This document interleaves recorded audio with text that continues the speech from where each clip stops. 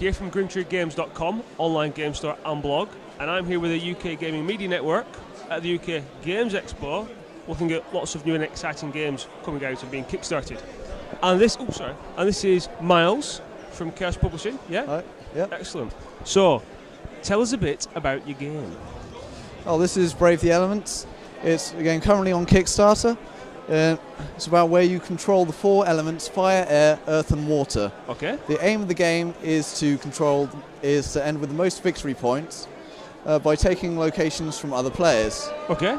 Each location has its own victory point value in the bottom right-hand corner of the card. Yeah. Okay. So excellent. Yep. Okay. So you take these locations from other players, but the game plays at a quick rate, and it's very easy to get into. To start off with, everyone just draws until they have 6 cards in their hand. Right. And then the next phase, it goes round for players choosing a location from the development area, where there are 3 locations to choose from. Okay. So they choose a location and simply put it into their area. Right. And you cannot have more than 5 locations during this phase. And so everyone goes round until each player has 5. After that, it moves on to the next phase where players take actions. Simply choose a card in the hand which has an action on it, and then they use that ability. For example, to draw a card and make another player discard a card, for instance, or to draw 2 cards, or to increase the defense value of a location. Right. I'll explain that a bit in a little bit. Okay, so the game is played over a number of rounds from that point, depending on the number of players. So for so how many players is the game? Is it a max? So is it a 4-player game? It's a 2 to 4 player game. Okay, right. Cool. First of all, a 2-player game takes around 30-40 minutes. Okay.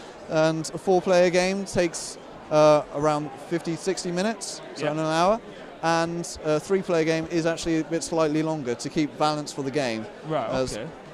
So there's that. So again, actually going back to the point of continuing the phase order. Right. Okay. Yeah. So everyone takes their actions, and then at that point is the infiltration phase, where players are trying to weaken the locations of other players. Right. They do that by rolling a standard 6-sided dice. Yeah. And adding to it any bonuses they have from locations they have in front of them. Right.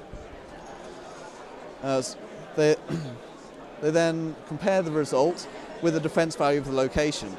Okay. If it is equal to or greater, they take it, but most of the time they'll instead place one of their followers on the location. All right. Yep. Yep. These are meeples. What these do is that they reduce the defense value of a location by 1, while also giving you a victory point when you take that location. So it's never a bad thing to fail on your roll. Okay. So the more followers on there, the better to begin with. Yeah. Weakens it. Yeah. Okay. Excellent. Yeah. So that's the infiltration phase. Everyone makes 1 infiltration. Right. Again, with the actions, you can make more infiltrations in the action phase with that. Yep. And there are other abilities in the game. So the main phase of the turn is the Conjure Disasters phase. This is where most of the game happens. Right. Okay. So this is where you choose the cards in your hand. You have disaster cards. There are the different elements of disaster cards. So you have fire, air, earth, water, and also wild disaster cards. Right. When you choose to play a disaster card, you choose a location which you want to conjure it against. Okay. And you're comparing the strength of that disaster with the defense value of the location. Okay. So I could play the 6 against a 6 there, and right, that would hit. That's the strength. Yep. So you've got the strength there, which is 6. Yeah. Okay. If you want as well, when you play Conjure Disasters, you can add support to those disasters to increase the strength using more cards in your hand. Right. So if you were to go after a larger one, say 7, you could add +2 to this Ice Storm, make it an 8. So you could go after the windmill there. Oh, I like that. Sorry, I'll just if I see something I like, I'll stop you. No, I like the fact that that +2 there sort of like is in line with that card. It's good. Like it. Yeah. So once you've chosen and it's meets or exceeds the Yep. defense value, the defending player then rolls a number of defense dice. So Okay. you roll, and you're trying to match the elements there on the card. Okay. So here, the air does not match either fire or water. Okay. But they then use cards from their hand. This is, again, resource management is a key aspect of this game and hand management, where you're figuring out which cards to keep in your hand, which cards for defense, and which cards you want to conjure as disasters, Yep. which ones you want to use as actions. So that makes it very strategic gameplay and how you want to go about the game. Excellent. So again, if you succeed, if they don't prevent it, and so they don't discard cards from the hand, Yep. you would take the location and it goes face down into your area. That's now worth victory points for you at the end of the game. Okay. So that's how you conjure disasters. Said there are also wild disasters. They can be any elements when you're either supporting or defending against other disasters. Although when you play them, they're just their own element. You've got all the different abilities of the cards. Of course, I won't go through that in detail. No, yeah, that's fine. That's fine. Yeah. So everyone goes round conjuring 2 disasters. Right. And after that, everyone checks what locations they have and how many they have in front of them. Yep. So if they have 5 locations still, they gain 3 victory points. Right. That means they've done really well and defended all their territories. While if they got 4, they get 1 point. Right. If they have any less than that, they don't get any extra. Right. But as well, that's the 6th phase there to get victory points. That only happens in 3 to 4 player games. Right. So in a 2-player game, it's very taking locations from other players. I mean, that it's in terms of balance and keeping it there. So That makes sense. That makes sense. it's a lot. And so once that's how a round is played. And once the round finishes, it moves on to the next one, and whoever is the start player passes the start player card onto the next player. Yeah. Okay. So just everyone, resets that. and the number of turns in the game, everyone has equal chance of being the first player. Right. Excellent. That all makes sense.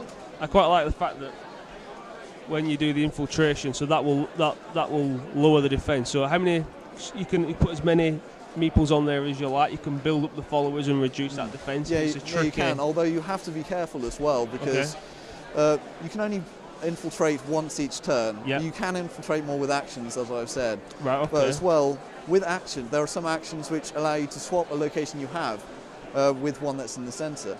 Right. So that takes away all the tokens, all the followers which are on there, which means you don't get victory points for them. Right.